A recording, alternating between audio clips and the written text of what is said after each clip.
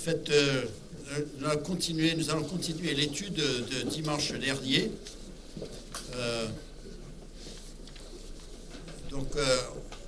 L'Église, c'est un corps composé de membres divers et variés. Et le message de l'Évangile, c'est pour tous et pour chacun. Et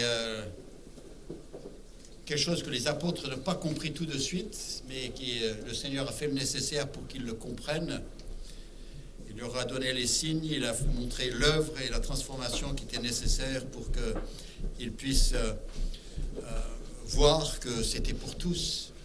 Et certainement, la première église multiethnique du monde, eh bien, c'était celle d'Antioche. Donc, vers la fin de dimanche dernier, eh bien, nous avons dit que l'image que le Seigneur a choisie, que le Saint-Esprit a choisi pour mieux représenter, pour avoir quelque chose, parce que nous avons besoin, on a besoin de comparer. C'est comme ça qu'on arrive à imaginer, c'est en comparant. Alors il nous a donné une image qui permet de comprendre l'Église selon la pensée de Dieu. Selon les pensées des hommes, ça aurait été... malheureusement, c'est des grandes organisations, des structures, des hiérarchies, et puis des distinctions entre tout ça. Ça c'est le travail des hommes. Ça se voit dans la politique, ça se voit dans le commerce, ça se voit dans la religion, c'est comme ça. Quand les hommes inventent quelque chose. Il y a toujours des chefs et il y a toujours des sous-chefs et des sous-sous-chefs, et puis jusqu'au dernier qui n'ose pas lever la tête. Mais Dieu a choisi une autre image, il a choisi le corps humain. Il a dit, le corps humain, c'est ce qu'il y a dans votre monde matériel, qui ressemble plus à ce que je crée. Quand Jésus a dit, je bâtirai l'Église, c'était pas des briques, c'était pas des basiliques, c'était un corps vivant. Et il a dit... Et c'est pas étonnant qu'il ait choisi le corps humain, parce qu'après tout, notre corps, c'est lui qui l'a créé, c'est lui qui a composé, donc c'est le même créateur, c'est le même être, c'est la même pensée, et certainement qu'il a décidé comment serait l'Église avant de décider comment nous serions. Donc voilà. Donc il a dit, mais le corps est composé de plusieurs membres très différents, et chaque membre a une fonction qui lui est particulière, et tant que chaque membre, chaque organe remplit sa fonction, eh bien ça se passe bien. Nous avons des médecins, nous avons des personnes qui étudient pendant longtemps pour pouvoir assurer le bon fonctionnement des différents membres. À Toulon, il y a un hôpital spécialisé, la main. Tout l'hôpital, c'est rien que pour la main d'un être humain. Et ils disent que c'est très complexe, au-delà de ce que nous pouvons imaginer. Imaginez le reste du corps, et c'est au-delà de mes capacités, mais voilà, il dit, vous êtes, pour moi, dans ce corps, vous avez un rôle aussi important. Et en fait, j'avais lu ce verset dans 1 Corinthiens 12, versets 13 et 14, où il dit, nous avons tous, en effet, été baptisés dans un seul esprit, pour former un seul corps, soit juif, soit grec. Jusque-là, ça ne se faisait pas. Juif et grec, ça ne se mélangeait pas. Soit esclave, soit libre. Et là aussi, on faisait des distinctions, mais il dit, dès qu'on rentre dans l'Église, il n'y a plus de distinction. Ça me fait penser à l'Église en région parisienne où nous étions avant, et où on avait des gens de toutes nationalités. Et donc, vous savez que la société, comment elle est, il y a des gens qui sont méprisés, il y a des gens qui sont un peu mieux que... Ils sont meilleurs que ceux-là, mais ils sont moins bons que les autres. Et quand on est dans un département où il y a toutes les nationalités et toutes les origines, eh bien, il y a une hiérarchie qui est là, qui n'est pas officielle, mais qui est là, dans la pratique.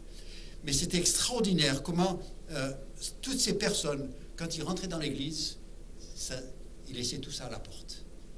C'était tous frères et sœurs en Jésus-Christ. Il n'y avait aucune distinction. Les distinctions qu'il pouvait y avoir pour couleur, pour origine, pour nationalité, pour pour un emploi, tout d'un coup, ça disparaissait dans l'Église. Et c'était tellement agréable que les gens ne voulaient pas envie de partir, hein, ils restaient toute la journée. Parce que c'était un moment dans la semaine où on sent, voilà, je compte, je suis important, et c'est la valeur que j'ai aux yeux de Dieu. Hein, et finalement, l'Église, c'est un endroit où on peut, et j'ai pas mal voyagé, et on va dans différents pays, et on rentre là-dedans, on fait partie du corps. C'est extraordinaire comment ça se passe. Et donc le corps, il nous dit, ainsi le corps n'est pas un seul membre, mais il est formé de plusieurs membres. Donc la distinction entre les uns et les autres, ce ne sont pas les distinctions que nous avons dans la société, mais les distinctions dans le corps, c'est la fonction dans le corps. C'est la seule différence entre les uns et les autres. Et il dit, et chacun a sa fonction, chacun a sa place, et il est important de connaître sa place. Les membres sont variés, et les membres mais ils sont interdépendants. Hein. Aucun n'existe sans l'autre. C'est pour ça qu'on a besoin d'une vie d'église, parce qu'on a besoin des uns des autres.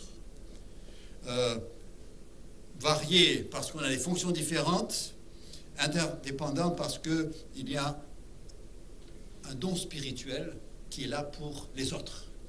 Je n'ai jamais un don spirituel pour moi-même, je l'ai pour les autres. Donc s'ils ne sont pas là, si je ne suis pas avec eux, je ne peux pas exercer mon don spirituel. Parce qu'il est là pour le bien de tous et l'intérêt commun. L'apôtre Paul, dans les Corinthiens, il nous rappelle que l'Esprit distribue les dons lui-même pour répondre aux besoins du corps. Donc, ce que nous devons, par la foi, faire confiance à l'Esprit, qu'il nous donnera dans notre assemblée les dons qui sont nécessaires pour notre assemblée. Et quand on en aura besoin, ce sera là. Parce que c'est son Église et il prend soin de son Église. Heureusement que ces fonctions et ces liens ne dépendent pas de l'être humain, hein, ne dépendent pas de sa foi ou son manque de foi. Hein, le Seigneur utilise ces dons spirituels pour les autres.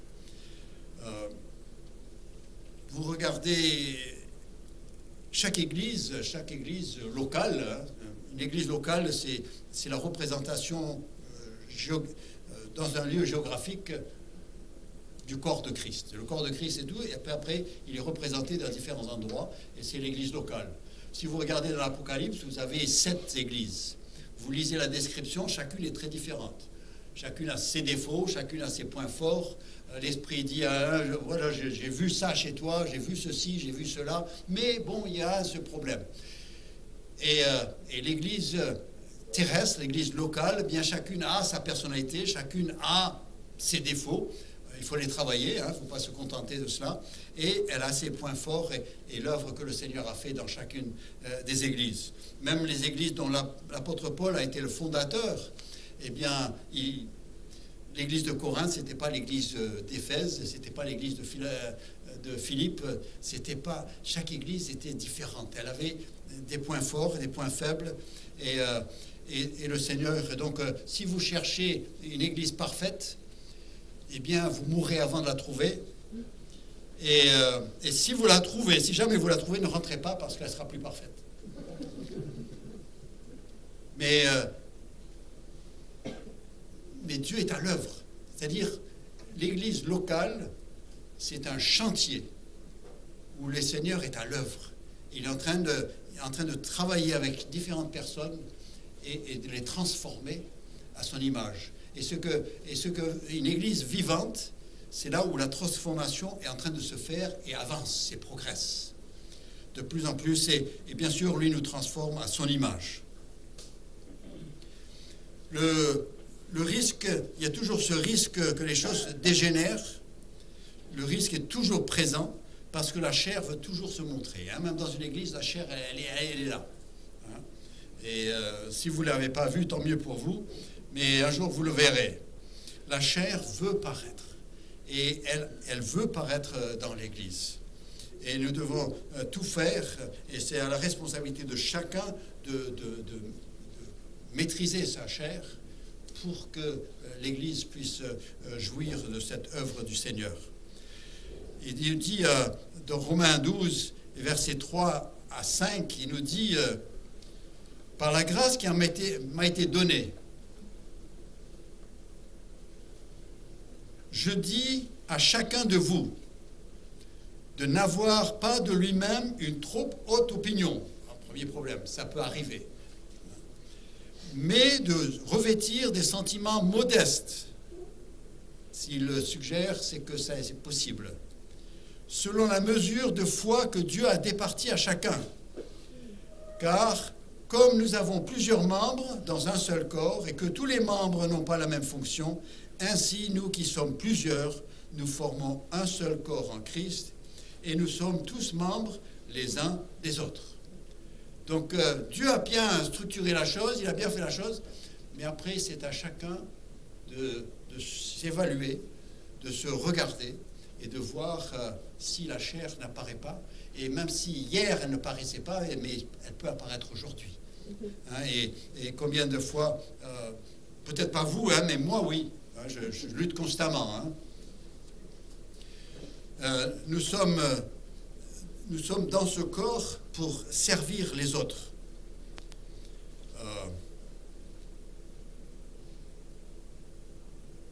Afin que le corps glorifie le Seigneur. Quand on rentre dans une église où vraiment le Seigneur est glorifié, le Seigneur est à l'œuvre, mais quand on rentre, on dit « Mais merci Seigneur, tu es en train de faire quelque chose de beau. » On ne regarde pas les personnes, on regarde l'œuvre de Dieu. Vous savez, dans le corps, si le foie ou la bouche cesse de fonctionner comme prévu, tout le corps est affecté. Il suffit, hein, combien de fois nous allons voir le médecin pour un organe qui ne fonctionne pas, pour un membre qui ne va pas, on va voir le médecin. Pourquoi? Parce que tout le corps souffre. Et c'est important aussi, hein, dans l'image du corps de Christ. Vous savez que l'importance, combien ils sont interdépendants et tous subissent. Par exemple, si la main vole, c'est tout le corps qui va en prison. Nous sommes liés. On ne peut pas, ce que je veux dire, c'est qu'on ne peut pas se dire, mais moi, c'est moi. Je fais mal à personne. Si on est dans le corps de Christ, si on est enfant de Dieu, on ne peut pas dire je ne fais mal à personne. Si vous êtes dans la société, il se peut, je ne sais pas comment, parce qu'il y a toujours quelqu'un qui souffre, mais dans l'Église souffre. L'Église est ralentie. L'Église, peut-être elle ne sait pas où est le mal, mais quelque part, il y a quelque chose qui la freine. Hein, donc, c'est à chacun d'entretenir sa vie avec le Seigneur. Bien sûr, normalement, je ne devrais pas devoir le dire, hein, mais le culte personnel, pas juste lire le feuillet de la bonne semence. C'est très bien. Mais ce n'est pas le fait de lire le feuillet. C'est le fait de lire le passage et de méditer sur la parole de Dieu. C'est ça qui change quelque chose. Il y a des milliers de gens dans ce monde qui lisent des passages bibliques et ça ne change rien du tout.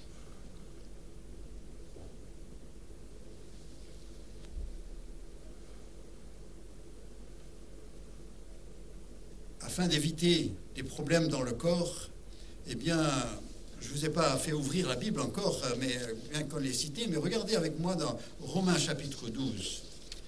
Parce que j'ai cité plusieurs fois le Romains chapitre 12 qui nous parle du corps, mais regardez comment il introduit le sujet du corps et des membres. Romains chapitre 12, et je lis les versets 1 et 2, hein, ça c'est ce qu'il dit avant de nous dire que nous sommes tous des membres dans un même corps et nous sommes là pour servir les uns les autres. Verset 1, il dit « Je vous exhorte donc, frères, par les compassions de Dieu, à offrir vos corps comme un sacrifice vivant, saint, agréable à Dieu, ce qui sera de votre part un culte raisonnable. Ne vous conformez pas au siècle présent, mais soyez transformés par le renouvellement de l'intelligence, afin que vous discerniez quelle est la volonté de Dieu, ce qui est bon, agréable et parfait. Voilà la préparation. Il va le dire, hein, et c'est tout de suite après, hein, c'est le verset 3, ce que j'ai lu tout à l'heure, hein, il dit votre position dans le corps de Christ. Mais il dit, mais pour chacun, il dit, vous frères, il aurait pu dire, vous les responsables, vous qui avez envie d'aller de l'avant, mais les autres, bon, écoutez, vous traînez, vous êtes à la traîne, c'est pas grave. Non, il dit pour vous, frères, tous. C'est pour tous. Vous, frères, vous avez à offrir votre corps comme un sacrifice vivant. Dire, Dieu, je me mets à ta disposition. Ce n'est plus ma volonté, mais c'est ta volonté. Je suis là pour toi. Toi, tu as tout donné pour moi. Comment est-ce que je peux ne pas te donner tout mon être, mon temps, mon savoir, mes expériences, mon futur, ma retraite? C'est pour toi. Un sacrifice vivant, on dit, oui, Seigneur, quand je serai mort, eh bien, Non, vivant, maintenant, c'est maintenant. Saint, ça veut dire consacré. Dans l'Ancien Testament, quand une chose était consacrée à l'œuvre de Dieu, c'était consacré, on ne pouvait pas le reprendre. Une fois que ça a été mis dans le tabernacle, une fois que c'était donné dans le temple, eh bien, ça ne pouvait plus être repris pour servir à autre chose. Et on se consacre à Dieu, et puis après, c'est à lui. Et ensuite, il dit, ça, c'est considéré comme agréable à Dieu. C'est ça qu'il veut. Il s'est donné pour nous, nous donnons à lui. C'est la meilleure manière de lui montrer notre reconnaissance et notre attachement à lui. Quand on se contente comme on dit, de la louange, quand on se contente d'une heure le dimanche matin, c'est tout ce qu'on lui offre, ça coûte pas cher, vous savez. Et ça ne dit pas grand-chose. Parce que dans toutes les religions du monde, ils vont passer peut-être plus de temps que les chrétiens dans leur lieu sacré. J'ai souvent eu des discussions avec nos amis musulmans, et puis ils disent, mais combien de fois vous priez, vous? Parce que dans son idée, on prie que le dimanche matin. Et eux, ils vont 5 fois par jour. Ah, ça, ils nous dépassent de beaucoup. Si on ne fait que réciter quelque chose comme eux ils le font, c'est sûr qu'ils en font plus. Mais si par l'Esprit de Dieu, je m'adresse à Dieu, et il nous dit de prier sans cesse, je vis dans sa présence, je vis pour lui, ça c'est autre chose. Tout comme les membres du corps, eh bien, ils sont alimentés par le sang constamment. Il y a les nerfs qui sont vivants, qui agissent, qui vont à tous les membres du corps, et il y a un contact constant avec le cerveau. Et les membres du corps, eh bien, nous, en tant qu'Église, eh bien, on doit être en contact avec le cerveau, la tête, Jésus-Christ.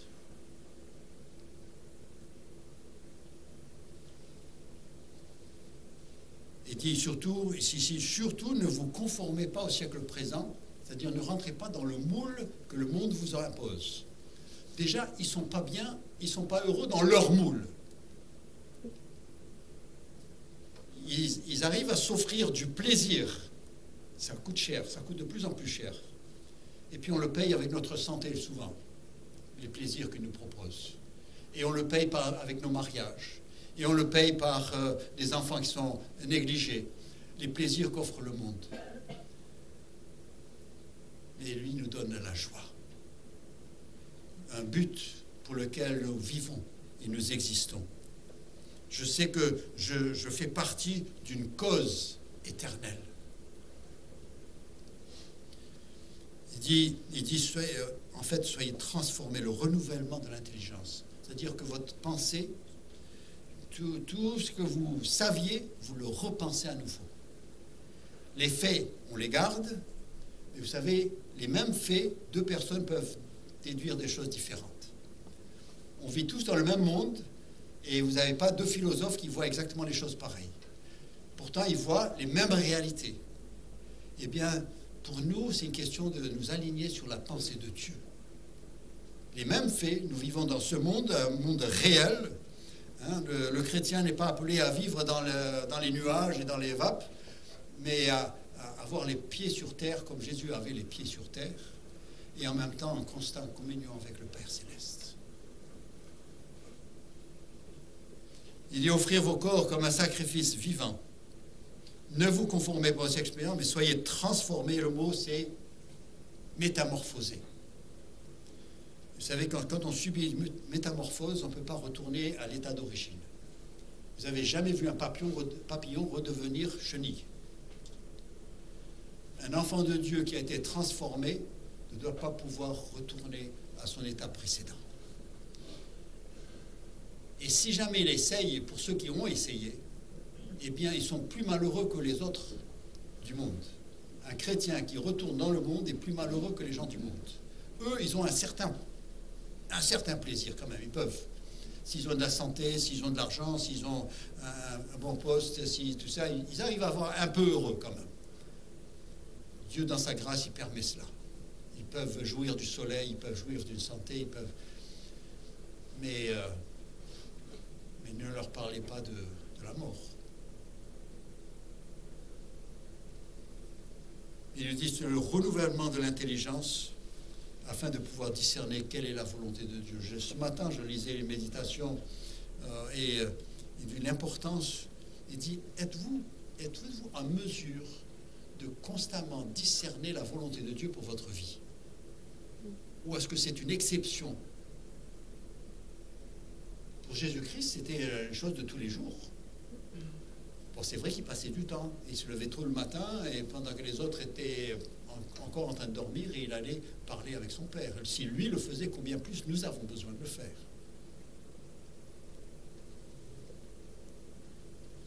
Nous offrons nos vies à Dieu et c'est lui qui nous transforme. Hein. Il dit, ne vous conformez pas, ça c'est ma responsabilité. Ne te conforme pas.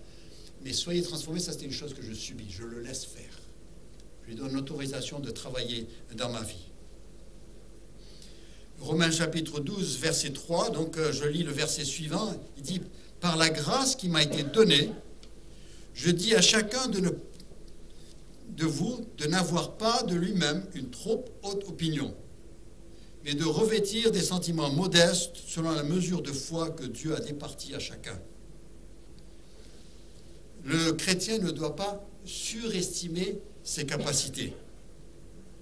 Il y en a qui prétendent pouvoir faire des choses extraordinaires. Tu ne peux pas faire plus que ce que Dieu t'a donné à faire. Et ne prétends pas pouvoir le faire. Ne promets pas des choses à quelqu'un et lui dis, écoute, écoute, je vais prier pour toi et ceci, cela arrivera. Et puis si ça n'arrive pas, c'est ta faute, tu n'as pas de foi. Tu mens. Tu es en train de promettre quelque chose que le Seigneur ne promet pas. Il ne faut pas surestimer ses capacités, ni surestimer ses dons. Et nous ne pouvons pas nous comparer les uns aux autres parce que ce n'est pas les mêmes dons et c'est à des degrés différents. Il dit en fonction de la foi, selon le besoin. Il donne à chacun. Nous ne pouvons pas nous comparer les uns aux autres. Et nous ne devons pas désirer ce qu'un autre a. Il dit, Seigneur, je veux ce que tu as pour moi. Je veux être fidèle là où tu m'as mis. Et il dit aussi, n'oublions pas nos valeurs. Dans Galates chapitre 6, verset 3, il nous dit, si quelqu'un pense être quelque chose, quoi qu'il ne soit rien, il s'abuse lui-même. Il dit, parce que tu as un don, ne crois pas que... parce que ça ne garantit pas le fait d'être spirituel. Parce que dans l'église de Corinthe, ils avaient tous les dons, et c'est l'église la moins spirituelle du Nouveau Testament. Le fait d'avoir un don spirituel, c'est une grâce de Dieu et qui ne dépend pas de notre spiritualité. Mais si on veut que ça vraiment glorifie Dieu, il faut être spirituel, il faut être soumis à Dieu.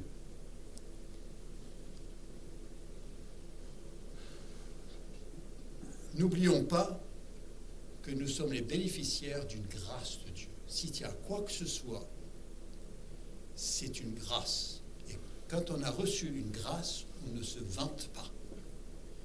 Si c'est quelque chose que moi j'ai acquis avec mes propres forces, avec mes propres moyens, d'accord. Mais si c'est quelque chose qui m'a été donné, je n'ai pas à me vanter. C'est... vous savez, on vit dans un monde où ça se fait tout le temps. Celui qui est grand et beau, eh ben, il fait valoir sa stature, alors qu'il n'avait rien à faire, c'était les jeunes, hein, c'est pas lui, là, il contrôle nullement. La jeune fille qui est belle, elle n'a pas à faire valoir sa beauté, elle n'a rien fait pour l'avoir. C'est quelque chose qu'elle a reçu. Celui qui a une intelligence particulière pour pouvoir faire des choses, il n'a pas à s'élever au-dessus des autres, parce que ce n'est pas lui qui l'a créé, il l'a reçu. Et c'est aussi vrai dans le corps spirituel, dans l'Église. Si j'ai un don spirituel particulier, si j'ai une capacité, si j'ai la foi, si j'ai le moyen de prier ou de pouvoir expliquer la parole, eh bien c'est le Seigneur qui me l'a donné. J'ai pas à me vanter, je ne suis pas meilleur qu'un autre. C'est parce que le Seigneur m'a donné cela. C'est comme si le vase se vantait des fleurs qu'il montre. Mais c'est pas toi, c'est quelqu'un qui a mis les fleurs là. C'est pour ça que tout le monde te regarde.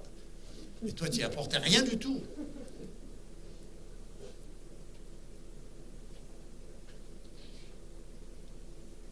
Vous savez,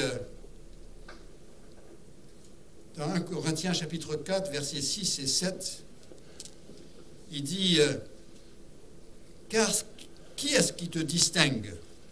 Qu'as-tu que tu n'aies reçu? Et si tu l'as reçu, pourquoi te glorifies-tu comme si tu ne l'avais pas reçu ?» Il parle des dons spirituels.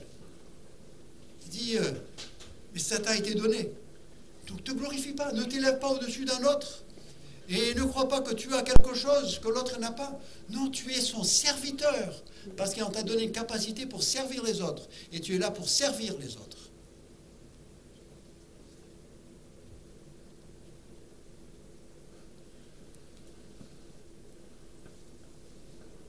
Ne soyons pas comme Diotrephe dans la 3e épître de Jean, chapitre 9, qui aime à être premier parmi eux.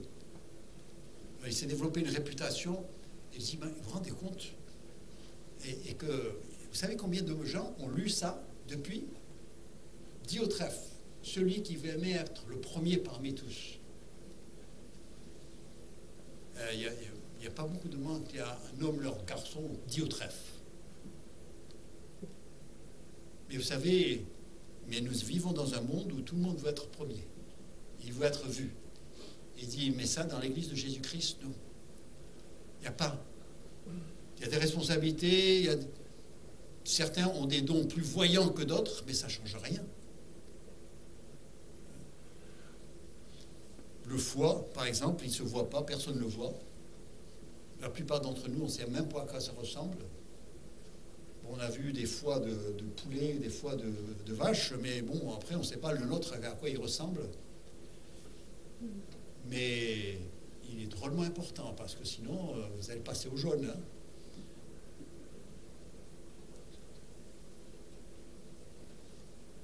Et ça, c'est le moins pire des choses.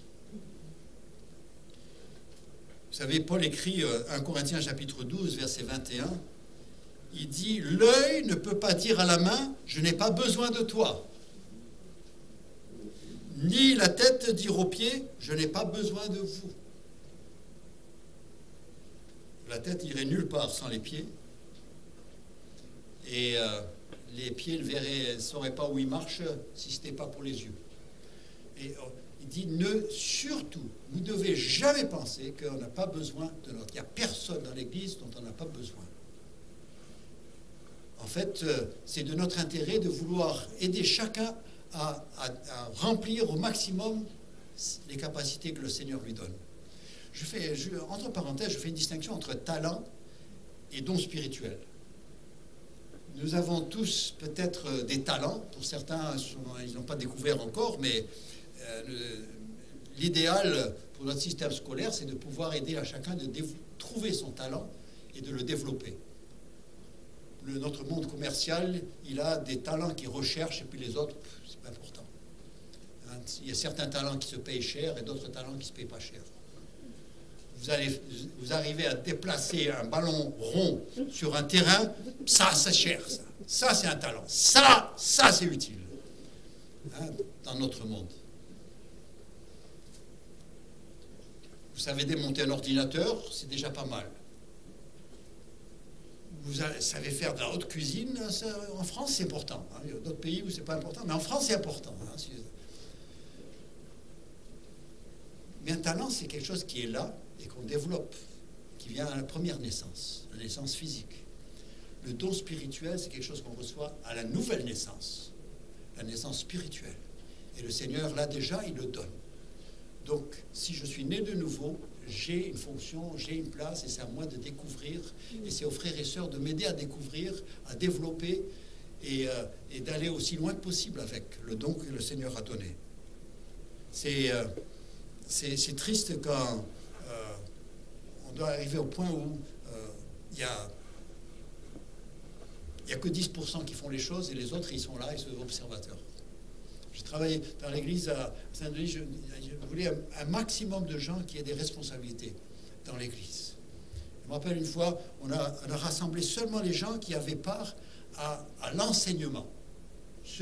On a fait une grande rencontre dimanche, on a fait un barbecue pour tous ceux qui avaient part à l'enseignement.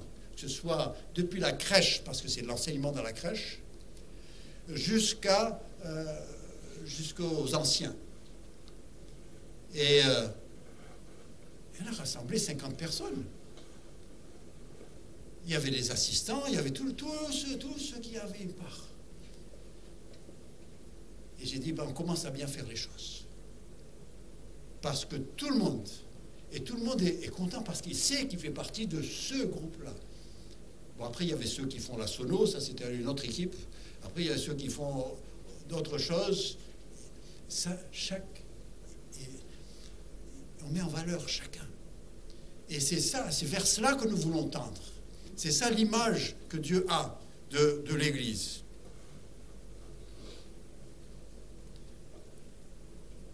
Et donc, ce que surtout nous ne voulons pas, c'est avoir une trop haute opinion de soi. Et puisque les dons spirituels sont pour le corps et pour le bien du corps et pour la santé du corps de Christ, eh bien, nous devons veiller sur ça. Il dit,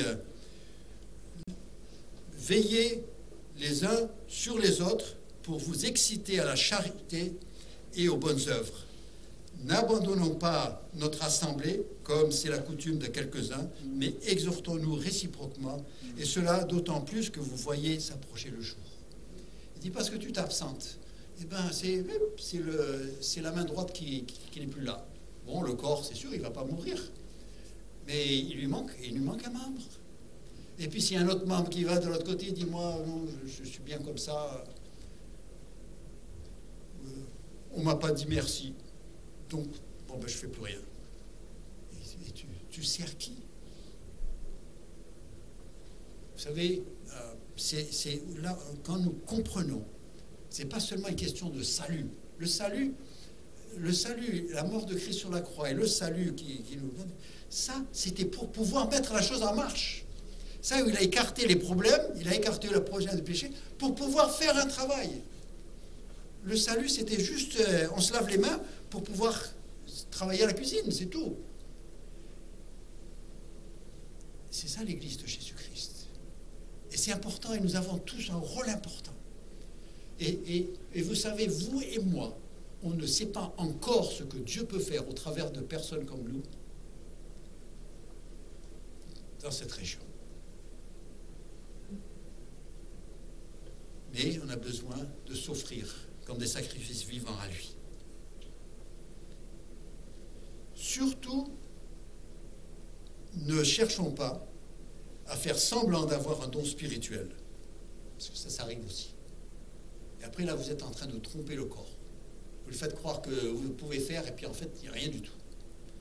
Parfois parce que des fois, on convoite le don d'un autre, Et alors on essaie de l'imiter, on essaie de faire quelque chose. Et ça crée de la confusion dans l'Église, et ça fait du bois. Et ça fait qu'il y a plein de gens qui disent « Laisse tomber l'Église, c'est du n'importe quoi. Celui-là, il fait semblant d'avoir ce don-là, puis finalement, moi je l'ai vu l'autre jour, et il n'est pas plus meilleur que les autres. Je préfère mon voisin que lui. »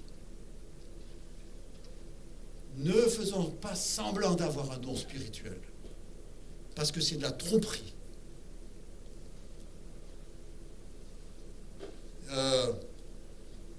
Et n'imitons pas celui qui en a un aussi, hein, l'imitation. Ah, j'écoute, j'ai déjà dit des gens, j'ai écouté, puis j'essaye de faire la même chose.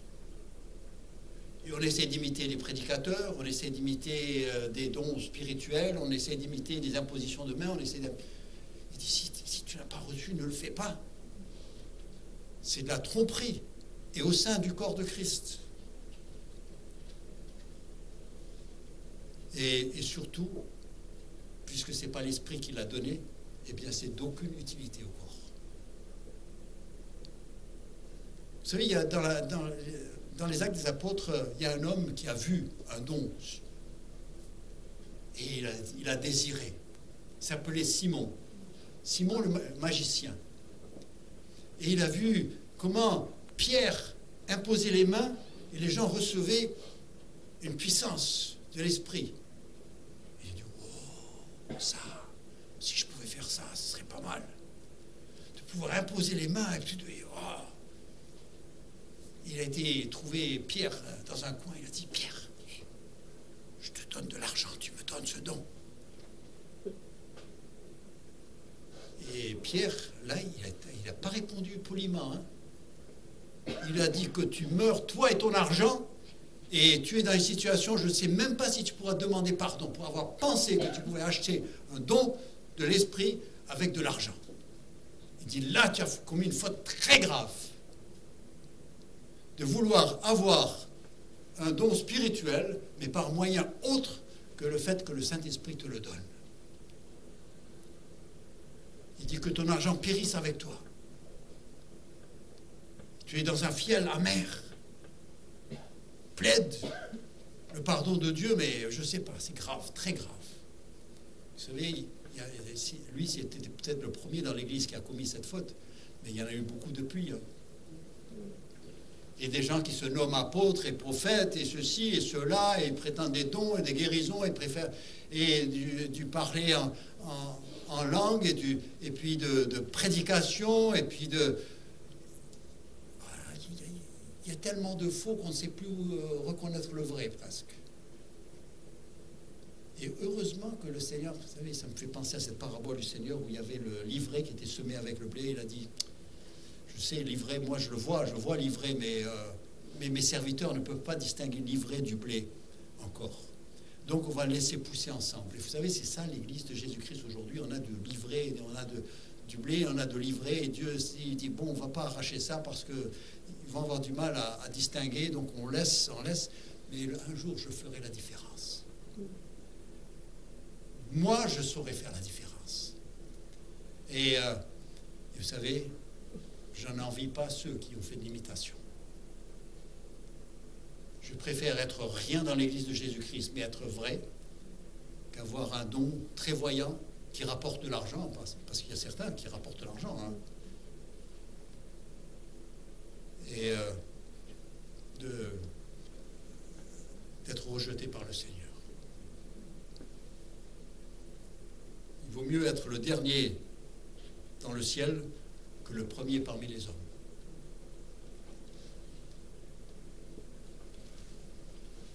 Et on termine cette pensée avec, à la fin de 1 Corinthiens chapitre 12. Donc 1 Corinthiens chapitre 12, il parle des dons spirituels. Et le dernier verset qui nous prépare pour 1 Corinthiens 13, le dernier verset, donc le verset 31 de 1 Corinthiens 12, il dit « Aspirez aux dons les meilleurs, et je vais vous montrer une voie par excellence. » Il dit « Mais il y en a une, alors, vous pouvez aspirer à toutes ces autres choses, mais il y en a un qui dépasse tous les autres. » En fait, quand il commence au chapitre 13, il dit « Quand je parlerai les langues des hommes et des anges, et si je n'ai pas la charité, je suis un airain qui résonne, une cymbale qui retentit. je fais que du bruit. Et quand j'aurai le don de prophétie, la science de tous les mystères et toute la connaissance, et quand j'aurai même la foi jusqu'à transporter des montagnes, si je n'ai pas l'amour ou la charité, je ne suis rien. Et quand je distribuerai tous mes biens pour la nourriture des pauvres, et quand je livrerai mon corps pour être brûlé, si je n'ai pas la charité, si je n'ai pas l'amour, cela ne me sert de rien. Il dit, écoute, n'importe quel don spirituel, mais s'il n'y a pas l'amour, laisse tomber. La motivation derrière le don spirituel, ce qui me fera exercer correctement mon don spirituel, c'est le fait d'avoir de l'amour pour le frère. Si je suis motivé par autre chose, eh bien je vais contre l'œuvre de Dieu. Et c'est seulement si je suis motivé, tout comme Jésus était motivé par l'amour de Dieu pour venir mourir sur la croix, et c'est pour ça que ça a été très utile. De même pour chacun de nous, chaque geste, il ne suffit pas de dire au nom de Jésus. Ce qu'il faut, c'est que ça soit motivé par l'amour de Dieu, l'amour agapé, si vous voulez. Et c'est là où le petit geste sera vu de Dieu et ira très loin. Il dit, je voulais vous montrer une voie par excellence. Et c'est difficile de ne pas être d'accord. Hein. S'il n'y a pas l'amour, c'est pas, laisse tomber. C'est pas la peine. Hein, donc, voilà comment Dieu conçoit son Église, l'Église locale, et peu importe le titre qu'elle peut avoir et à quelle dénomination elle appartient, si c'est l'Église de Jésus-Christ, il n'y a qu'une seule caractéristique, elle se comporte comme Jésus-Christ qui est la tête. Que le Seigneur nous aide, à chacun et à tous, de vivre à la gloire du Seigneur. Nous allons prier. Père Céleste, combien nous sommes reconnaissants à toi pour ta parole, nous sommes reconnaissants à toi pour ce que tu nous enseignes, ce que tu as mis en place et ce que nous voulons vivre. Et Seigneur, nous avons du mal à imaginer quelque chose de meilleur, parce que c'est quelque chose qui correspond à nos besoins, nous qui sommes ta créature. Seigneur, c'est le seul milieu dans lequel nous pouvons trouver la paix, la joie, la satisfaction et un contexte extraordinaire pour attendre le retour de Christ. Et Seigneur, c'est la seule manière pour nous d'exister dans ce monde et que ce monde soit attiré à toi par ce qu'il voit en nous. Et Seigneur, et que nous pouvons avoir un témoignage crédible auprès des gens du monde. Ils en ont tellement entendu des paroles, ils veulent des actes, ils veulent voir de la transformation, ils veulent voir des vies qui sont motivées autrement que par l'intérêt, par le pouvoir ou par la richesse, mais qui sont motivées par l'amour. Seigneur, nous avons dit des choses qui nous dépassent et qui sont bien au-delà de ce que nous sommes. Et Seigneur, nous avons besoin de mettre ça devant nous pour pouvoir tendre vers ces choses, parce que nous voulons te plaire. Nous voulons vivre pour toi. Seigneur, pardonne-nous de parfois nous contenter de ce que nous sommes, de ce que nous connaissons, de ce que nous avons vu. Et Seigneur, que nous puissions être tout le temps en voie de transformation. Que notre vie soit un vrai chantier où l'Esprit de Dieu agit en se servant de sa parole. Père, c'est au nom de Jésus-Christ que nous